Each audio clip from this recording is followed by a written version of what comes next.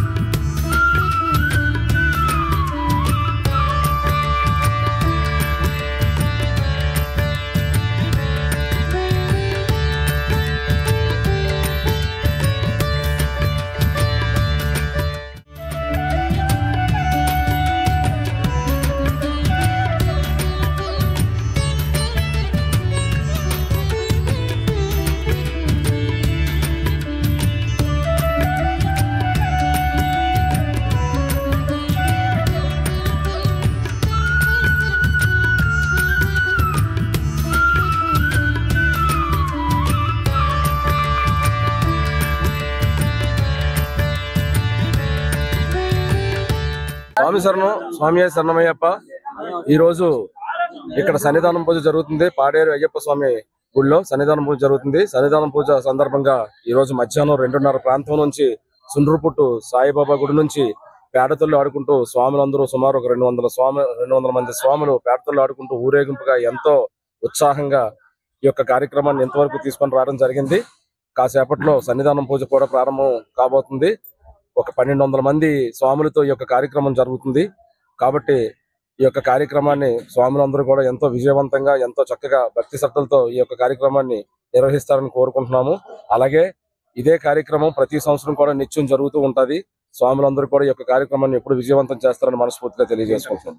తెలుగులో న్యూస్ కి fastest app ఇప్పుడు టోటల్లీ న్యూ అవతార్ లో జస్ట్ 5 సెకండ్స్ లో కంప్లీట్ న్యూస్. సోషల్ మీడియాలో ట్రెండ్స్ కి వన్ స్టాప్ సొల్యూషన్.